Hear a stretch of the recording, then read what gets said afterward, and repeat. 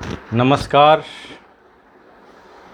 स्वर संधियों में जो अंतिम स्वर संधि है जिसका नाम है अयादि स्वर संधि, आज हम अयादि स्वर संधि की चर्चा करेंगे और इस चर्चा के बाद पांचों स्वर संधियों से मिश्रित कुछ शब्दों को लेकर के और उनका अभ्यास किया जाएगा। इसके पूर्व हम इस अयादि स्वर संधि को समझने का प्रयास करें। इसका सूत्र है एचो यवा यावह, अर्थात जब ए ऐ ओ औ के बाद कोई भी भिन्न स्वर आता है और दोनों के मेल से जो संधि बनती है तो ए के साथ भिन्न स्वर का मेल होता है तो अय होता है, अय के साथ भिन्न स्वर का मेल होता है तो आय होता है, ओ के साथ भिन्न स्वर का मेल होता है तो अव होता है और औ के साथ भिन्न स्वर का मेल होता है तो आव होता है।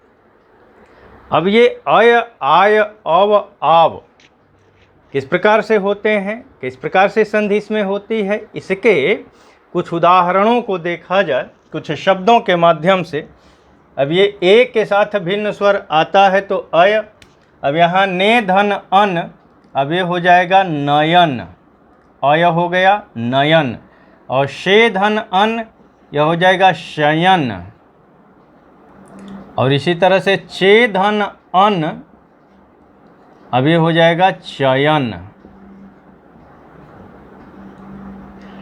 अय के बाद भिन्न स्वर आए तो आय हो जाए, नय के साथ अक तो यह हो गया नायक, गय के बाद अक तो हो गया गायक, और यही इका रहेगा तो गायिका हो जाएगा। जो स्वर होगा उसी की मात्रा लग जाएगी हमें। सय धन अक सायक, सायक का अर्थ होता है बाण, सायक, सायक माने बाण, और पायक माने होता है दास।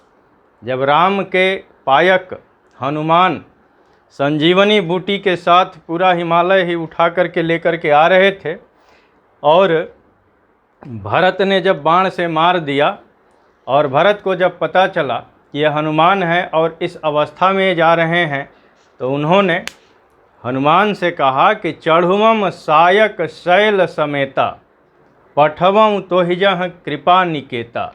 तो सायक माने बाण होता है, सय धन अक, और नय धन इका यह हो जाएगा नायिका, नायक का स्त्रीलिंग नायिका, और गय धन अन यह हो जाएगा गायन। अब इसी प्रकार ओ के बाद भिन्न स्वर आएगा तो दोनों के मेल से अव हो जाएगा, पो धन अन अब ये हो गया पवन, भो धन अन भवन, अब भो धन अति भवति, पो धन इत्र पवित्र, श्रोधन अन श्रवण। अब यहाँ देखिए, यदि बाद में न हो और पहले यदि पहले श है या री है या र है तो यह जो बाद वाला न है वो अण में बदल जाता है। जैसे प्रश्न आ गया कि रामायण का शुद्ध विच्छेद क्या होगा, 4 ऑप्शन हो गए तो सही होगा उसमें राम धन अयन, अयन, यहाँ न और यहाँ पहले र है तो इस र के कारण न बदल गया अण में, तो रामायण का सही विच्छेद होगा राम धन अयन, और राम धन अयन से शब्द बनेगा रामायण। उसी तरह से श्रोधनन से श्रवण बना, पौधन अन औ के बाद भिन्न स्वर तो आव होगा, पौधन अन यह हो गया पावन, श्रौधन अन अब यहाँ भी देखिए हो जाएगा श्रावण नहीं होगा बल्कि श्रावण हो जाएगा, और भौधन उक भावुक, पौधन अन पावन, और श्रौधन अक श्रावक, श्रावक यानी जो सुनने वाला है, और धौधन अक धावक, दौड़ने वाला। तो इस तरह से ए ऐ ओ औ के बाद भिन्न स्वर आ रहा है, तो ए का ऐ का आय, ओ का औ और औ का आव हो जा रहा है, और यहाँ अयादि स्वर संधि हो रही है।